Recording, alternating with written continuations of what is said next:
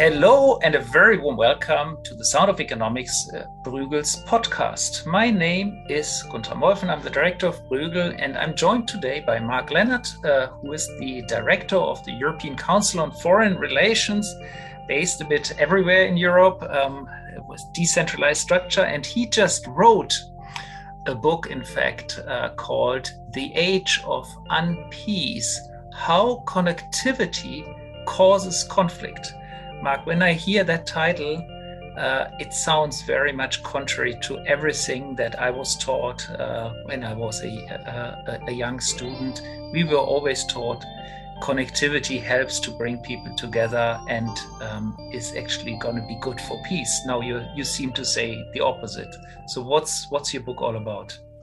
Well, I had very much the same upbringing. I'm a passionate believer in the European project. And that is based on this simple and powerful idea that binding nations and peoples together creates peace, makes war much more expensive and more difficult to think about. And the big success story of my life has been the European model, where you saw enemies being turned into friends by creating a deep sense of interdependence, firstly with a coal and steel community, and then a common market, and then that gradually being deepened to become a single market and a single currency, and all sorts of other aspects of legal, political, economic interdependence.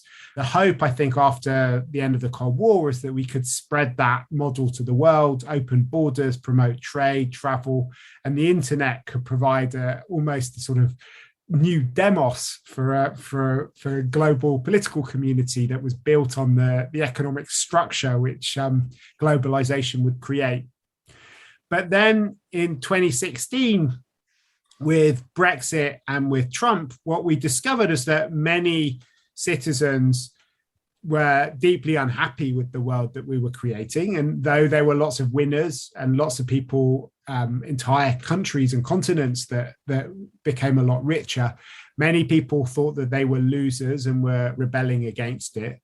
And then more worryingly, what we discovered is that the reason for a lot of the things that were happening were not because globalization wasn't working or was failing, but because in some ways it was almost working too well. So this book sort of started in a dark place for me in 2016 when I was trying to make sense of what was happening in the world. And I spent a long time re-examining a lot of my prior beliefs. And I came to the conclusion, which is slightly shocking, I think, to many Europeans, which is that the connections that knit the world together are also driving it apart. And I discovered through my work that connectivity, in fact, gives people a motive to conflict with each other rather than to cooperate, a whole series of opportunities which they didn't have before we have this deeply interconnected and interdependent world. And I think most scarily has created a whole new arsenal of weapons which great powers are using against each other to advance their own power, but also to inflict harm on others. And that is quite a big change in the way that I've been looking at the world. And therefore, I think it has all important implications as well for how we think about world order and about the best ways of promoting peace in the 21st century. So let's zoom a little bit into what connectivity and what's your understanding of connectivity and how exactly you see it drives people apart and perhaps creates unpeace. I mean, there's multiple ways in which, of course, different parts of the world, citizens, different parts of societies are also connected. I mean, there is the most obvious traditional ways, trade in goods, trade in services increasingly, but then, of course, also finance, and I would say most importantly nowadays, perhaps information flows. Where's your thinking on these kind of connectivities and how they interact with unpeace? I mean, what kind of connectivity really drives this unpeace that you're talking about?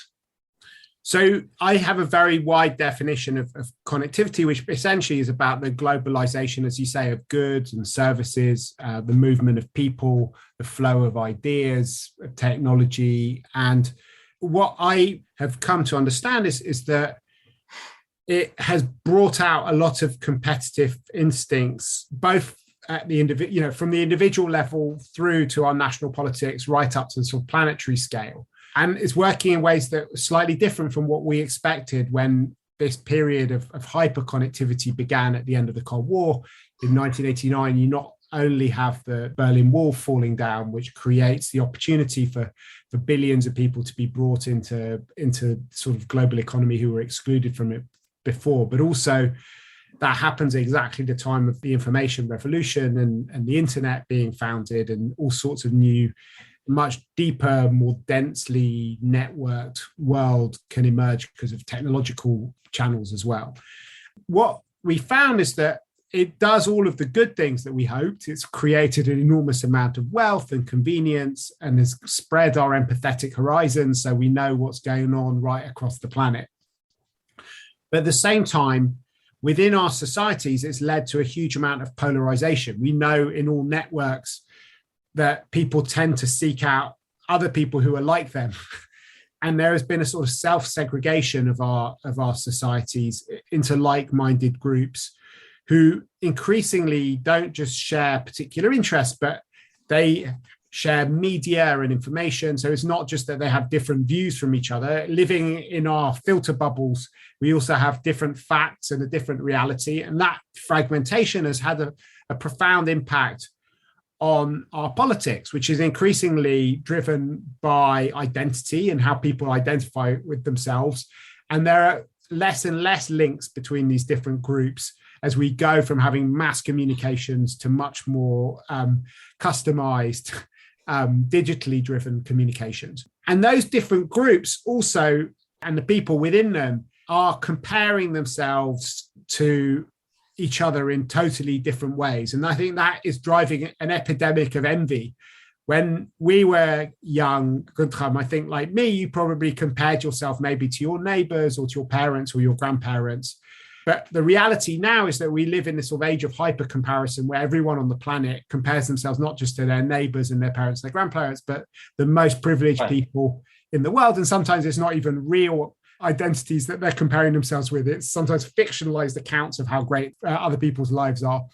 And in those circumstances, you can only be disappointed by how your own life matches up to these extraordinary lives in other places. And I think that that's created a very widespread sense of envy, of grievance, of frustration with our own existence, which is almost sort of floating. There's so many people in different places who sort of feel that they're missing out. But it's not just at the level of individuals. I think one of the other things that comes from hyper comparison is that we compare our governments much more than we used to. So if you look at COVID, you had daily charts in our newspapers showing who was up and who was down, how different people were doing. And I think that brings out a lot of competitive instincts between different players. A third way I think that connectivity gives people a motive for conflict is that it often also leads to a loss of control. So the leitmotif of politics in lots of different places is about taking back control. And it's not a new phenomenon that people's lives are influenced by decision makers in distant locations. But in the first phase of globalization between the mid 19th century and 1914, you had a kind of two-tier world where you had some people who lived in the periphery, in colonies, and they found that important decisions about their life were being taken for reasons that they couldn't understand at all, which had nothing really to do with indigenous conditions, had much more to do with the needs of the metropoles, down to the names of countries. You know, places like Argentina or the Côte d'Ivoire were named because of the commodities that were being extracted by the colonial centers. And the periphery lived in a state of kind of confusion, of a lack of agency, a lack of control. What's interesting about the 21st century is that now the people who thought that they were the masters of the universe, the imperial centers in the UK and in the US, are the ones who feel the most out of control. And a lot of them, a lot of citizens who voted for Trump, who voted for Brexit, felt that they are now becoming strangers in their own countries, that important decisions are being taken by people who are kind of far from them. So I think that's the first way that it gives people a kind of sense of grievance and a sense of what their identity is. And I think that's fueling a backlash against interdependence and against kind of internationalism. But Mark, to push you a little bit, what you explained now is mostly about communication and benchmarking and how you compare yourself, especially the globalists, so to speak, how they compare themselves to other globalists around the world. Yet there is another trend of thought that says, well, basically this disenchantment with globalization is that it has not delivered actual results for the bottom 50%. So in terms of inequality, actual measurable inequality, wages and salaries in the US of the bottom 60, 70% have not increased in the last 30 or 40 years. These are very objective economic facts. And then there has been, let's say, a small elite, at least in the US, a small elite of, say, 10% or so, that has managed to benefit from globalization, whose real salaries have increased dramatically, and who, of course, themselves do not feel locally attached anymore, but really do what you described. I mean, basically benchmark themselves globally with other business people, et cetera, around the globe. I mean, I see the communication point that you put out there, but isn't this fragmentation also very much a fragmentation of access to resources, access to opportunities within our physically still present societies? Absolutely. I think that's exactly right. What you've described is something that we were quite slow to realize, though, because for most of the last 30 years, we've had this account which looked at the aggregate figures, which showed that the world has got a lot richer, that most of our countries have become richer as a result of globalization. And what they've hidden is the differential in terms of the distribution of that wealth, which has largely accrued to small minorities. And many people feel that they've literally been left behind. And that's kind of fueled this backlash in globalization. But in a way, that's just the first part of my argument, which is the fact that many people feel that they are suffering and that they're doing kind of less well, and that politics in many places is driven by a sense of identity and people fragmenting into kind of identity tribes that are resentful, that want to take back control, and often sort of pushing back against globalization and against interdependence. And then that feeds into the sort of second feature of what's happening at the moment, which is that these competitive instincts that have been around for as long as human beings have often translated into wars between different countries. But in the nuclear age, wars are impossibly expensive. I mean, the human toll of a great power war between China and the US is unfathomable at the moment. But even after a few decades where people thought you could do small wars, people don't really feel that comfortable about taking on the costs of another war in Afghanistan or in Iraq. But yet those competitive instincts have not disappeared. And what they're finding is a new form of expression, which is an opportunity which arises out of interdependence. And I think that if you look at a lot of the ways that countries are conflicting at the moment, it's not so much through great power war or even through normal war. More people commit suicide than die in wars every year now. Only 70,000 people a year are dying from armed conflict, which is a ridiculously low figure. But at the same time, people are using other means to compete with each other, which were not there when you had blocks like in the Cold War, which had very little contact with each other.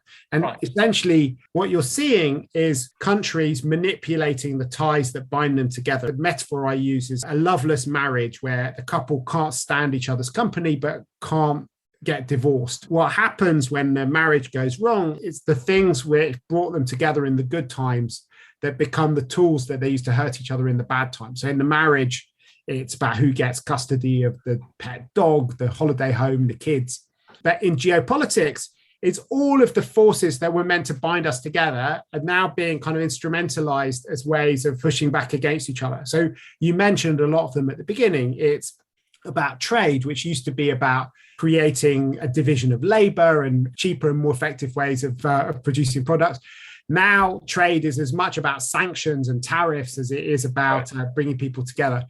Finance, migration. We saw how President Lukashenko turned refugees into bullets, which are armed at Poland and Lithuania as a way of pushing back against them. The internet, which has become a great platform for cyber attacks, for information warfare, for interfering in other countries' elections.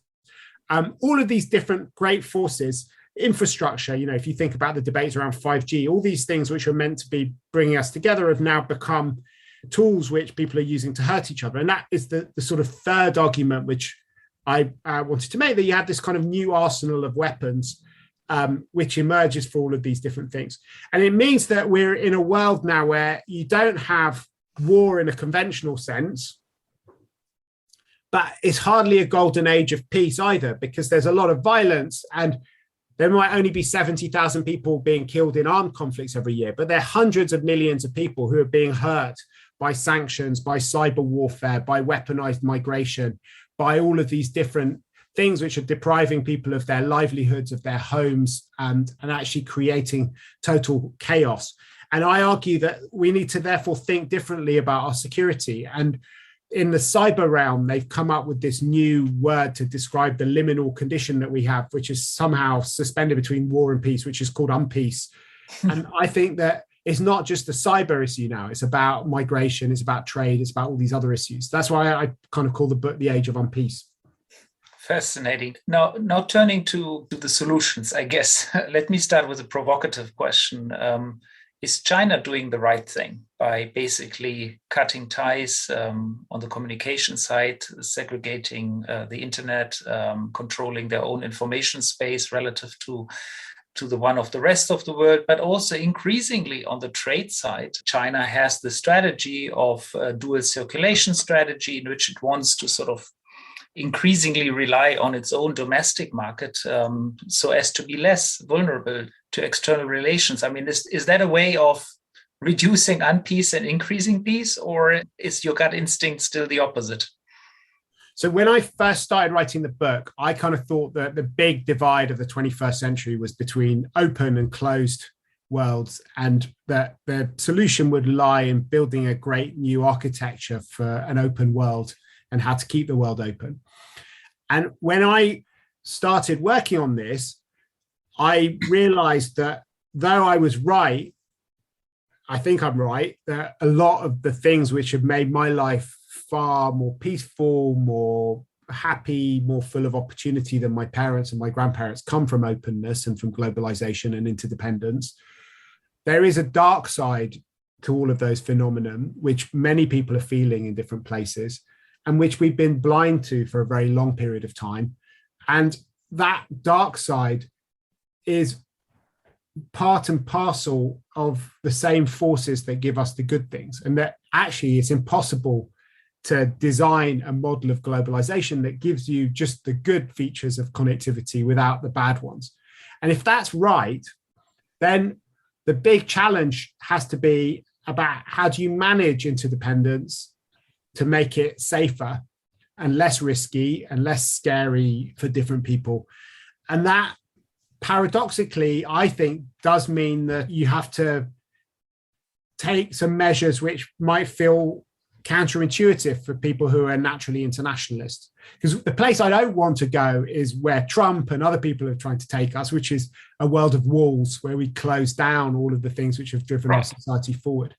So in order to avoid a world of walls, I think we do need to have a process of somehow trying to take the sting out of connectivity. My slogan is about disarming connectivity, because I kind of argued that during the Cold War, the most dangerous thing that we faced was the prospect of a nuclear holocaust. And therefore, we had to have arms control as a way of dealing with that.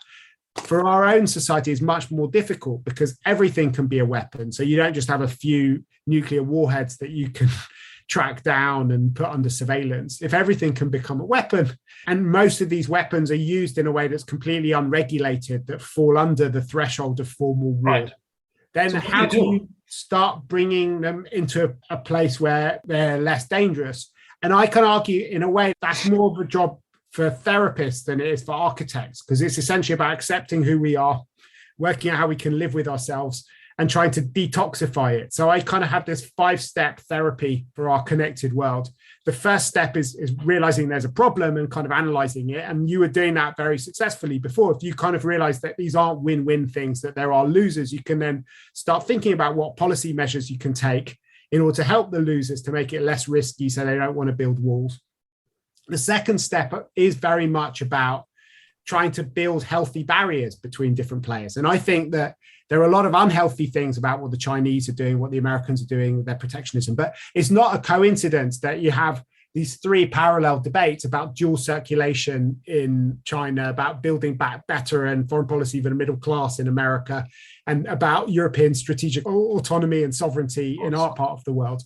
These are symbols that people are quite scared about uncontrolled interdependence, and that they're realizing that not all ties are exactly the same. There are asymmetries in the system. And if your interdependence is not balanced, then you can open yourself up to be blackmailed and hurt and bullied by other players who don't have your interests at heart. And that does mean that you sort of need to think differently about how you organize your relationships. I hope that it means you can have healthy interdependence rather than autarky.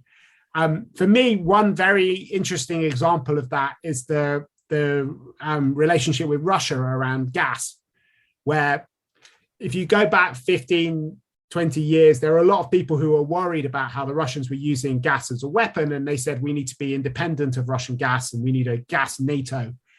And actually, luckily, a bunch of clever economists realized that the problem was not about interdependence with Russia. It was about asymmetric interdependence and the fact that we had lots of energy islands that were quite small, and that actually the countries that were buying the most Russian gas weren't really at risk of being blackmailed. Like Germany buys a huge amount of Russian gas, but it's a big consumer. It hurts Russia more than it does hurting Germany to cut Germany off. And Germany also has other options. It can choose and has a reasonably diversified gas market. The big problem was more a country like Estonia that was 115% dependent on Russia, because it both consumed all of its own energy was Russian gas, and then it exported some more, so that they were in a position where, and they had a tiny market. So it was cheap for the Russians to cut them off, and it was very painful for the Estonians. But by linking Estonia up with other... The diversification. Exactly. And that's one important thing, is that thinking a bit more about the structure of our relationships so that they're sort of healthier, and making sure that you don't put yourself on the wrong side of very asymmetric relations, making sure that you have more options for yourself. Some of the other steps I had were being realistic about what you can control, but also self-care, which is a very important part of it. And I think that's another bit which you alluded to. If you have mass inequality in your country, that might be something which is accentuated by globalization, but there are countries that have managed to redistribute the benefits of connectivity much better than others, and that's called politics. And it's not a coincidence that some of the countries that have done the best out of globalization also have the biggest states, like in Scandinavia, for example. And what you're doing there is ensuring that the society maintains consent for globalization, because you're stopping people being left behind and you're helping the losers. And I think those are really important parts of making ourselves resilient. There's both things that we can think of in the international sphere, but a lot of it has got to do with how we organize ourselves. Just a footnote, of course, on the Scandinavian point. It's not just the size of the state that matters, but the effectiveness of the state. The French state is also very large, but results in terms of inequality are far less convincing than in the Scandinavians. Spoken by a true German. True. So listen, I think your points are all very well taken. Managing connectivity, disarming connectivity, thinking about the structure of connectivity, the imbalances in the relations, diversification, and of course, self-care. I mean, these are all very convincing points. So if you were to look at where we are at the moment in Europe on these issues, what's the main missing point where you would say, okay, we have to step up? Where do we actually do very well? And I would say, if I can put forward that thesis, in terms of inequality, so the self-care part, we are doing actually rather well. Our inequality indicators look much better than those of the US, China, and even the UK for that matter. So I think on that front, one can, of course, improve, but I think a lot has been done. And on the sort of imbalances in the relationships with others, we are working on that, as you said already, under the heading of strategic autonomy. I guess there I would love to hear your views on what's still missing, how much we have adapted, how much still has to be done. And of course, I would love to hear what you think in particular about the relation the EU is fostering with China and with the US. Is it in a good state at the moment? Is it imbalanced? Where does it have to go in the next years? Thanks a lot. We talked a lot about how we're coping with these issues because Bruegel and ECFR have done some really wonderful work together on a lot of the aspects of European economic sovereignty. We've also looked at climate change, which is another really important domain where these things are playing out. I do think that the European Union is a real response to a lot of these issues for many of our countries, and they in fact give us more choice and more options. But in a way, it calls for sort of Janus-based policies because there's questions about what we do between the whole of the European Union and the rest of the world and how we kind of handle ourselves in those relationships. In some areas, we're doing very well, as you're saying, and we have some real examples of us turning things around dramatically in a short period of time. I think the Russia energy relationship for me is a real success story where we were in the wrong place 15 years ago for many countries. And we've disarmed that as an issue largely, not totally, but we're in a much better place than we were 15 years ago by taking clever policy measures and by using a lot of the tools that we get from being part of a European single market, which can do things together. But there are some big holes in it. I think the biggest hole was a kind of intellectual one in that we basically thought we were still living in a win-win world. And we've had to face up to the geopolitical takeover of a lot of economic decisions. And we thought that decisions were being made for one set of reasons, but in fact, they were being made for other sets of reasons. And one of the challenges we have amongst Europeans is there's both a kind of ideology of liberalism and of economic openness, which was exploited by other powers that didn't necessarily share it, but also our decision-making was much more siloed. Bruegel has done a lot of work on the fragmentation of European power, and it's fragmented both between the nation states that have a lot of the resources and the EU that controls a lot of common spaces like the single market, but also between different silos. And we tend to think about the economy being governed by economic logic and security being governed by a logic of power. And the two are sometimes treated as totally different domains. And that's not how the Chinese or the Americans deal with these issues, which meant that we could find ourselves being blackmailed by other powers. I think that intellectual revolution has started to change. But there's still a kind of institutional challenge in a lot of areas. We have some enormous assets which could allow us to be real players in the world. The euro is the most obvious one, which is one of the big areas which the US has weaponized to allow itself to control a lot of its own affairs and to impose its preferences on other players. And Europeans are still caught in a dollar-based world. We benefit in many ways from that, because there are disadvantages, obviously, in having a global reserve currency. But we have lost a lot of power and a lot of agency, and we've been very reluctant to do the things that we need to do for the euro to be a real global currency, which could set its agenda. But I think that is something which is changing slowly, and we've kind of written about that together. But I think that there are kind of other areas where we need to put measures in place. I feel that the last 2 or 3 years have been subject to a geopolitical awakening at the European level. The other challenge for us is the fact that the EU itself has been about sort of globalization writ small. And a lot of the things which have scared people have come about as a result of European integration, free movement of labor, supply chains, things like that have put a lot of pressure on our societies. I agree that we have much more effective states combating inequality than the Chinese and the Americans, though you're not setting the bar very high by comparing us to the Chinese and the Americans with their massive Gini coefficients. But we haven't always done that good a job at doing that. And it's very difficult because the starting economic conditions in Bulgaria compared to Luxembourg or Denmark are kind of vast. So you end up having these big, quite disruptive changes in our societies. Countries like Bulgaria and Romania have lost a fifth of their citizens to other parts of the EU, which have created big skills shortages, a lot of dislocation to their communities. And then the places that they go to have had different kinds of dislocations as a result of people showing up. And that was one of the big problems with Brexit, actually, that it wasn't managed. There was a big economic benefit to the UK from having mass migration from other parts of the EU, but there wasn't a political process to make sure that communities got extra resources to pay for healthcare and hospitals and things like that, and to make sure the public services kept up with these flows of people. And I think that's also an area where the EU is trying to catch up with itself. The recovery plan is an example of us being aware that there are losers within the EU and that they need to be kind of helped out as well. But it's quite difficult, those dynamics within the EU, because we don't have a very legitimate political system which you have within a nation state that can redistribute large resources and that can legitimately really help out other players. And in fact, when we have redistributed resources or talked about it, that's often fueled a lot of Euroscepticism, as we saw during the Euro crisis. Yes, indeed.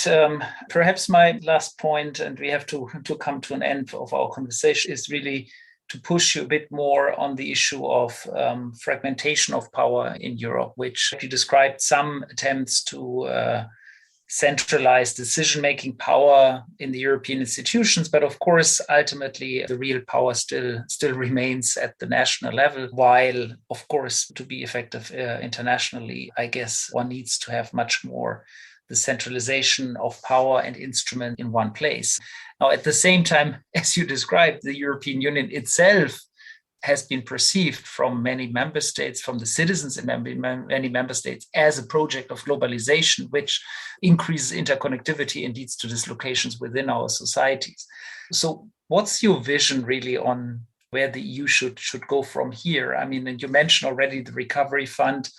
I think the other big thing that happened in the last 1 or 2 years that I think is still underappreciated politically has been the decision to do the purchase of vaccines jointly. I mean, this has been a huge step. If you think about the most fundamental of all crises, a public health crisis where your own citizens' life is at stake, it is at that moment that member states decided to centralize the purchase of vaccine and centralize the distribution of that vaccine within the European Union. So a huge step forward in terms of centralization of competence. But of course, again, based on a European Council decision, moving that to Brussels and with perhaps not enough parliamentary oversight. So I guess I would love to hear from you. How do you see this evolve, and how will Europe become a more effective player, centralized power, or not centralized power, become a more effective power? I think that what we're seeing is a paradigm shift in how we think about the European project around this idea of sovereignty. So for the first few decades of European integration, the problem of sovereignty was seen as the fact that our European states had too much of it and that it was being exercised in an uncontrolled and dangerous way. And the whole idea of the European project at the beginning was about taming national sovereignty so that we didn't end up turning the continent into a graveyard for the third time in a century. And therefore, the early steps were very much about taming sovereignty. The coal and steel community is not a coincidence. So you start with the coal and steel used to make weapons to kill each other, and you socialize that. But the problem of sovereignty now is not about how do we tame it, it's more how do we get it? Because you have China and America making really important decisions. Exactly. If you look at the technological world, it's very much a bipolar world where you have Chinese platforms and American platforms, and there's almost no European activity in that space. It's less dramatic in other areas, but the worry is that between Washington, Beijing, Facebook, Huawei, Google, and Tencent and a few other companies, that Europeans are going to find that the key decisions, not just about the future of our economies, but even what our public space and our democracies look like, are taken outside of our control. And the EU, I think, can be a machine for reclaiming control if we start to think carefully in different ways. And ECFR, we conceptualized the new sovereignty problem around 5 different areas: health, the economy, security, digital, climate. And we've basically tried to think about how in each of those areas the European Union and joint action can actually re-empower Europe's states rather than taking power away from them. And I think you mentioned a very good example of health, where on the one hand, it is about centralizing power, but at the same time, what it's done is it meant that individual countries paid less for their vaccines and they got more of them eventually after a few teething problems at the beginning of that process. And, in the economic realm, if we do want to be able to regulate Facebook and Google and these companies that are bigger than many European countries, the only way we can do it is with the single market. I think that we're finding on climate very similar things going on. We've written about the geopolitics of climate change. One of the most powerful tools that we might have is to have some sort of border adjustment mechanism for carbon pricing. And if we do that, we will have not just a huge impact on decisions made by European companies, but by Chinese companies and American companies and Russian companies. And that would be something that would be completely impossible for France or Germany, let alone smaller countries like Belgium or Luxembourg to do on their own. But I think it's a different way of thinking about it. On the one hand, you think about how do you reclaim sovereignty from outside, but at the same time, maybe have a slightly more sensitive policy space respecting set of institutions at a national level, where we maybe think more carefully about whether we need to have exactly the same standards in some areas where there could be differences between different member states of the EU, where those differences are not... Subsidiarity in the best meaning of the word. I think so. I think the philosophy's always been there, but the stakes are much higher now than they were before. And the sort of tools that we have need to be used differently. Competition policy, something else we've written about, which is a sort of classic example, right, where it goes from mainly being about stopping state aid and distortions because of the behavior of French or German or Italian companies, to thinking about how do you deal with countries like China, which have got a very different model of political economy that are really distorting markets with massive subsidies and with asymmetries, which are beyond our control, but where we might be able to have some control if we redesign these tools that we have for the internal integration process.